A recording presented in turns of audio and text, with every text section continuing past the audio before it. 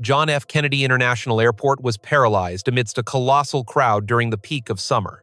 A 6-year-old boy had vanished without a trace, right beside his weeping parents. In a country this vast and chaotic, could they truly find a single lost child? The questioning eyes of foreign travelers scanned the sprawling airport. But just as everyone was about to give up, JFK Airport chose a completely opposite path. And a mere 7 minutes later, an incredible scene unfolded before their very eyes. During those 7 minutes of miracles, what exactly did the United States of America reveal to the world? This is the breathtaking story that will leave you holding your breath. That harrowing moment at JFK is something I'll never forget for the rest of my life. A sweltering weekend afternoon in the middle of summer. The moment I stepped into the International Departures Terminal at JFK, a heavy sigh escaped me. Dragging our suitcases through the throng of people that crashed against us like ocean waves, the cacophony of languages from every direction, mostly American English, was just white noise in my ears. For my family, this was just a layover on our long journey back home to Berlin. America was merely a transit point. My wife, Sarah, tilted her head in confusion as she studied the terminal map.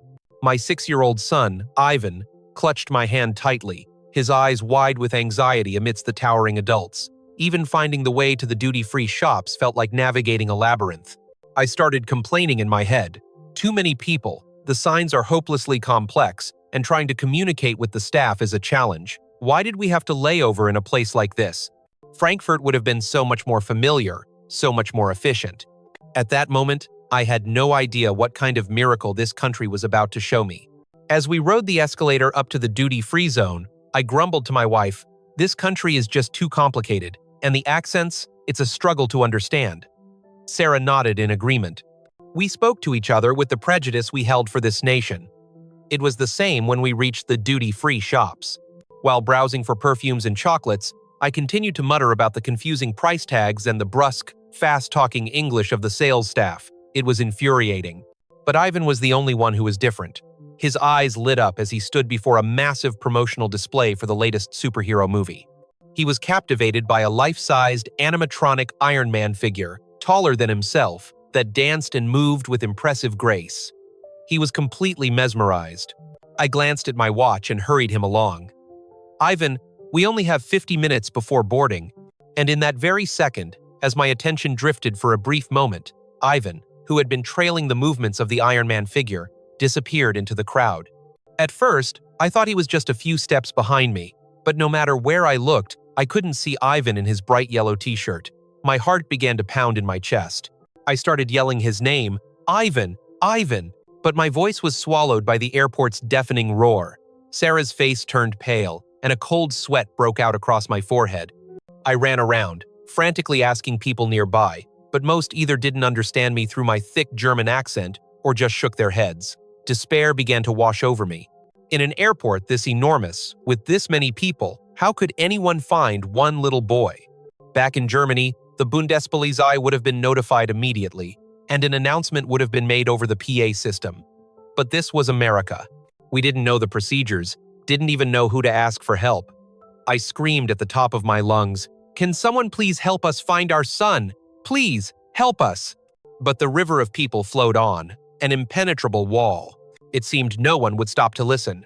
Just then, a memory from a previous trip flashed in my mind. A similar incident had happened at an airport in another part of Europe. By the time the police were called, an announcement was made, and the child was finally found. At least 2 or 3 hours had passed. We didn't have that kind of time. Boarding was fast approaching, and most importantly, I was terrified for Ivan's safety. My wife murmured in a trembling voice, "Klaus, do you remember? Ivan was just in the emergency room for his asthma on this trip. What if he has an attack now?" The moment I heard those words, I felt like my world was collapsing. Ivan struggled to breathe whenever he was stressed or frightened. Now, he was alone and terrified. If his asthma flared up, it could be life-threatening. Despair crashed over me like a tidal wave. We felt utterly alone in this unfamiliar country, powerless against the barriers of a different culture and a complex, overwhelming system. I shouted again, louder this time. In Germany, a situation like this, the federal police would have it under control by now. But what is this? JFK? The name sounds grand, but you can't even find a single missing child, can you? I swore in frustration. The foreign tourists around us nodded in agreement. One sneered, "American airports are all size, no substance." Another added, "It's always like this in the States. All flash, no efficiency." Those words only fueled my anger. Were we really not going to get any help here? Would we ever see our son again? Sarah began to sob. "I've heard that when a child gets lost in a big place like this, they're never found."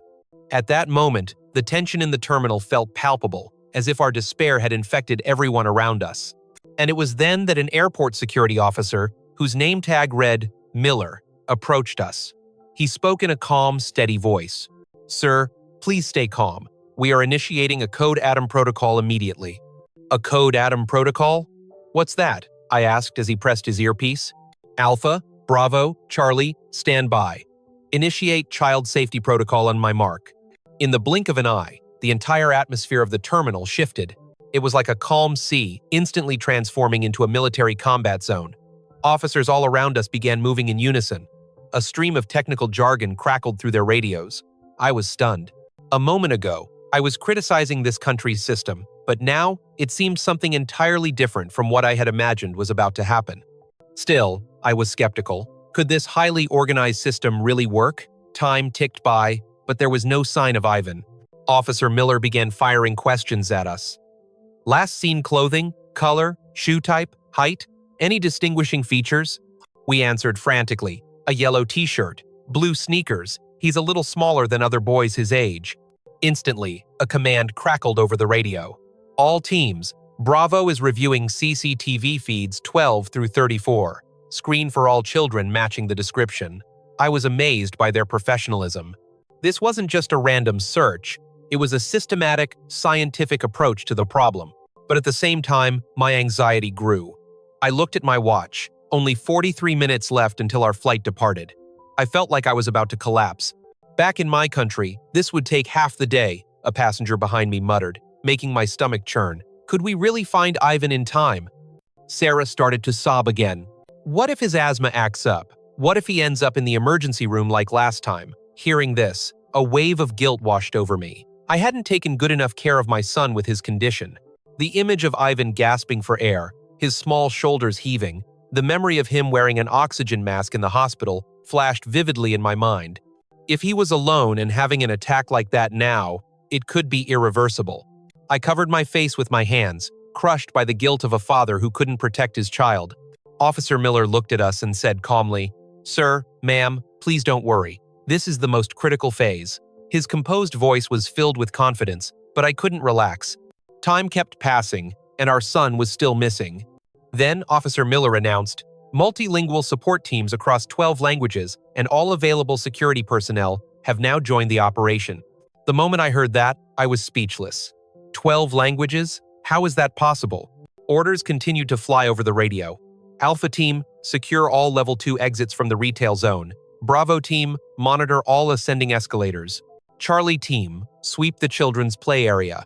I could actually hear different languages in the background of the radio chatter: English, Spanish, Mandarin, French. It was like being at a United Nations summit. The entire airport had transformed into a giant command center. On the massive electronic display boards, an emergency message instantly appeared in multiple languages: missing child, yellow shirt, blue sneakers. If seen, please notify staff immediately. I couldn't believe what was happening. Just moments ago, I had no faith in this country's system, but now they were moving with the precision of a military operation. Was this real, or was it just for show? Just then, an Australian tourist nearby raised his hand. "I think I saw a boy who looks like that over there." We sprinted in that direction, my heart hammering against my ribs. The sound of my own pulse throbbed in my ears. We found him. It has to be Ivan. Hope surged through me. But when we got closer, we saw it was a different child entirely. Our first hope was shattered.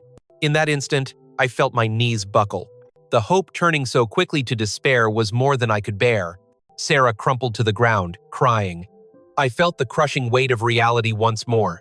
I screamed in a trembling voice, "What are you people doing?" I slammed my fist on a nearby counter in anger. "What good is all this? Are you even trying to find him?" Officer Miller bowed his head slightly. "I apologize, sir, but this is the most critical time. Please, trust our system." His cool response only made me lose my temper even more. Yet at the same time, his unwavering professionalism was deeply impressive. He placed a hand on my shoulder and said, "Sir, the perimeter is tightening with every second." Just then, a report came in from the AI analysis team. Match found. Yellow shirt, pattern consistent, descending escalator 3 minutes ago. An order was dispatched instantly over the radio. Delta team, resweep the lower level near the Iron Man display. Ali. I prayed silently. Ivan, my son, please just be breathing. Daddy's coming. Just wait a little longer. Announcements in multiple languages boomed clearly from the speakers, asking all passengers to stop walking and look around them. A security guard handed me a receiver, like a walkie-talkie, and said they would provide real-time updates. I was astonished. I never expected such meticulous care. Officer Miller's voice came over the radio. Medical team, have a portable nebulizer on standby in case of asthmatic distress. The moment I heard that, I was overcome with gratitude. They weren't just looking for a child, they were anticipating his medical needs. Another radio crackled. Charlie team confirms no activation from the child safety wristband station. Subject is not wearing one. I was confused by the term. Child safety wristbands? You have a system like that? I asked. Officer Miller replied calmly. Most miracles begin with preparation, sir. Those words struck me to the core. The numbers on the digital display ticked on 5 minutes, 10 seconds, 5 minutes, 20 seconds, 5 minutes, 30 seconds. Time was marching forward, but strangely, hope now outweighed my anxiety. I was beginning to feel that everything was proceeding with professional, systematic precision. Klaus, I think this is different, Sarah said, gripping my hand. I think they're really going to find him. And then, the radio crackled again. Confirmed sighting of a similar child near Gate 4, requesting immediate verification. We started running again. This time, it has to be him. It has to be our Ivan, right? But when we arrived, we were met with a second disappointment. Sarah collapsed, sobbing. He's gone. We're not going to find him, are we? I felt my heart break. But just then, my eyes caught sight of a souvenir stand selling Statue of Liberty figures in the distance. And next to it, I saw a sign for a children's play area. Officer Miller was already on his radio. Delta team, check the play area near the Statue of Liberty kiosk. Reviewing CCTV playback now. The AI team reported back instantly. Image captured. Boy in yellow shirt, blue sneakers, clutching his chest. Appears to be in respiratory distress. Suspected asthma attack. In that second, a tremor ran through my entire body. It had to be Ivan. Clutching his chest and gasping for air was the first sign of his asthma attacks. I pleaded desperately, "Please, someone help my son. He could be in serious danger." Officer Miller responded with a confident voice. Confirmed. Child protection specialist. Maria is approaching the location. Please, stand by for contact. His voice was filled with certainty. This was no longer a search. It was a rescue. I clutched the receiver tightly. Finally, we're going to see our son. Hope battled with the fear that it might be another mistake. Sarah trembled beside me. We both held our breath, focusing on the voice from the radio. Specialist Maria's voice came through. Target acquired, confirming visual match. I am approaching now. On a small monitor in the distance, we saw an image of Ivan. It was truly our son. His small shoulders were heaving as he struggled to breathe. He was sobbing in fear. Specialist Maria knelt in front of Ivan, and then something amazing happened. She began to sing a classic American lullaby, "Twinkle, Twinkle, Little Star," in a soft, gentle voice, followed by comforting words in English. We watched as Ivan slowly began to calm down. Maria pulled a small Statue of Liberty plush toy from her bag and showed it to him. She began telling a simple, happy story, using animated gestures to capture his attention. It was an incredibly sensitive and professional approach. She wasn't just retrieving a child, she was considering his mental state and trying to calm him. Tears started streaming down my face. I never expected to witness such tender care. Ivan's small shoulders gradually relaxed. His crying subsided, and he became interested in Maria's story. The electronic display showed the elapsed time. 7 minutes, 2 seconds. In just 7 minutes, all of this had happened. We followed Maria's directions to where Ivan was. My heart felt like it was going to explode, but this time it wasn't from despair, but from hope. When we finally stood before Ivan, the little boy wasn't crying anymore. He was clutching the Statue of Liberty toy tightly, sitting calmly next to Specialist Maria. It was an unbelievable sight. "Daddy!" Ivan leaped into my arms. His small voice and the warmth of his body radiated through me. I tried to hold back my tears, but in the end, I couldn't help but hug my son tightly and sob with relief. I bowed my head deeply to Officer Miller. "I spoke terribly to you. I doubted your abilities. I am truly sorry, from the bottom of my heart." Officer Miller smiled warmly. "Sir, the most important thing today is that your child is safe. No apology is necessary. We understand a parent's fear." Specialist Maria checked Ivan's condition. "His breathing is back to normal now, but we have the nebulizer ready for you, just in case." I spoke in a shaking voice. In all my 20 years of traveling, I have never seen a response like this. It's like America is living in the future." Officer Miller smiled humbly. "We prepare for days like this every day, sir, because a single child carries the weight of the entire world." Ivan whispered to me, "Daddy, I like America now, and the Lady Liberty toy is so cute." It seemed the little boy had felt the warmth of this country too. The people around us who had witnessed our reunion began to applaud. The foreign tourists who had been sneering just moments before now wore expressions of deep admiration. News reporters began to gather. I told them that what I had seen today was the perfect fusion of a flawless system and the warm hearts of its people. This was the true face of an advanced society. Headlines began to flash on the electronic displays. JFK, the safest airport in the world. The 7-minute miracle to protect one child. A response system that stunned the globe. I bowed my head to thank Officer Miller and Specialist Maria again. "Your response today was absolutely incredible. It's an example the entire world should learn from." Before boarding our flight, I was determined to tell the world about the amazing thing I had witnessed today. I would let everyone know that a country with such a fantastic system and such a big heart exists. This airport, this country, I will never forget the 7 minutes of miracle I experienced. America is a country already living in the future.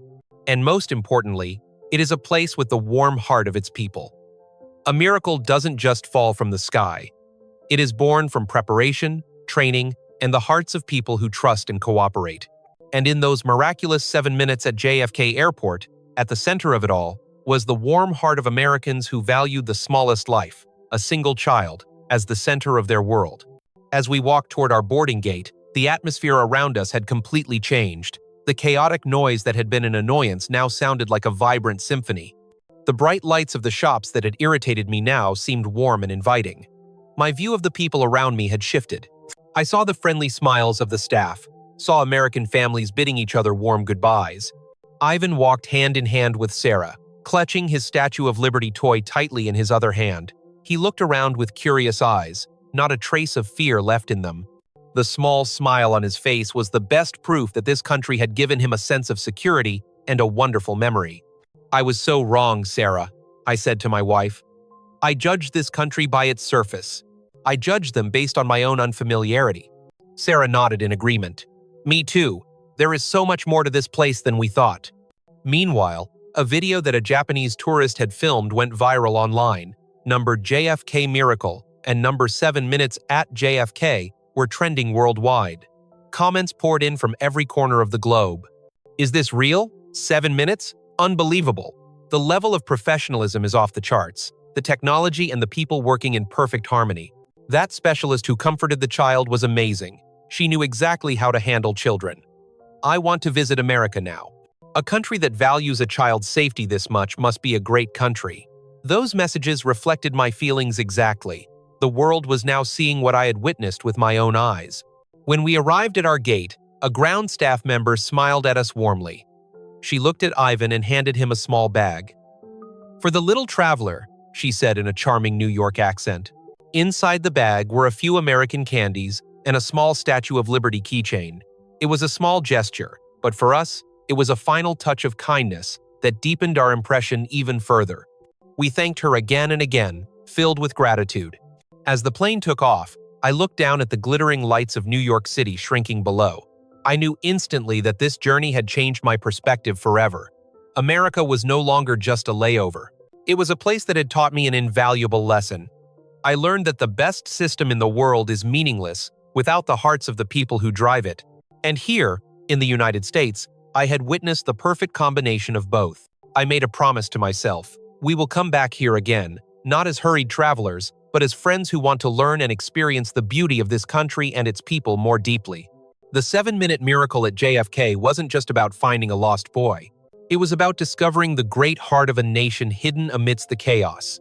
And that heart had given our family a memory we will never, ever forget.